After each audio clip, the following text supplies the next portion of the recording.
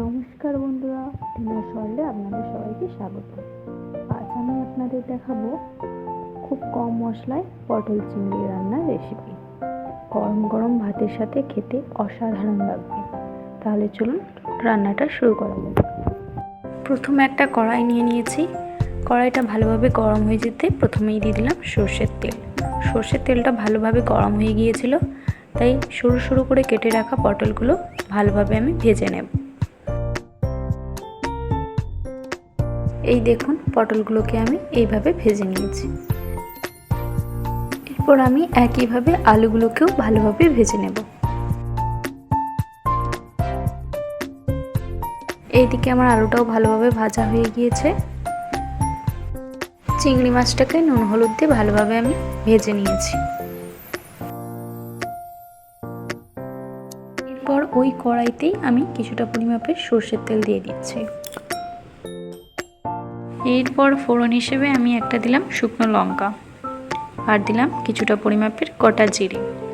এটাকে আমি ভালোভাবে একটু ভেজে নেব। এরপর ছোট ছোট করে কুচিয়ে রাখা পেঁয়াজ আর টমেটোটাকে ভালোভাবে নেড়ে নেব।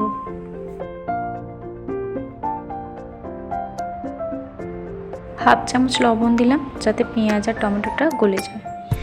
এরপর এটাকে ভালোভাবে আমি মিশিয়ে নেব। এরপর দেখুন, মেশানো হয়ে গেলে স্বাদ অনুযায়ী লবণ দিয়ে দিচ্ছি। এরপর দিয়ে দিচ্ছি 2 চামচ হলুদ গুঁড়ো। এরপর দিয়ে দিলাম 2 চামচ লঙ্কা গুঁড়ো। এরপর দিলাম হাফ চামচ জিরে গুঁড়ো, আর দিলাম হাফ চামচ ধনে গুঁড়ো। এটাকে এর সাথে ভালোভাবে মিশিয়ে নেব।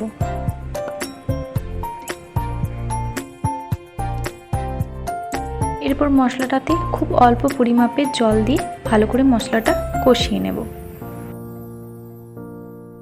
মশলাটা কষানোর পর তেল বেরিয়ে এসেছিল। এরপর ভেজে রাখা আলু, পটল আর চিংড়ি মাছগুলো দিয়ে ভালোভাবে এটাকে মিশিয়ে নেব।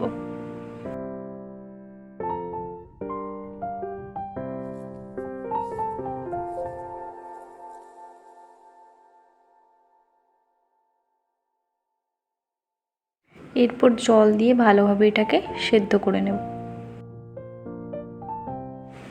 এরপর দেখুন, আমার তো তরকারিটা পুরো রেডি হয়ে গিয়েছে। এরকম খুবই কম মশলায় আপনারা বাড়িতে খুব সুস্বাদু একটা পটল চিংড়ি রেসিপি বানিয়ে নিতে পারেন। ভিডিওটা যদি ভালো লাগে অবশ্যই লাইক করবেন, কমেন্ট করে আপনাদের মতামতটা জানাবেন, শেয়ার করবেন। আর আরও নতুন নতুন রেসিপি পাওয়ার জন্য আমার চ্যানেলটা সাবস্ক্রাইব করে পাশে থাকা বেল আইকনটা অন করবেন। ধন্যবাদ।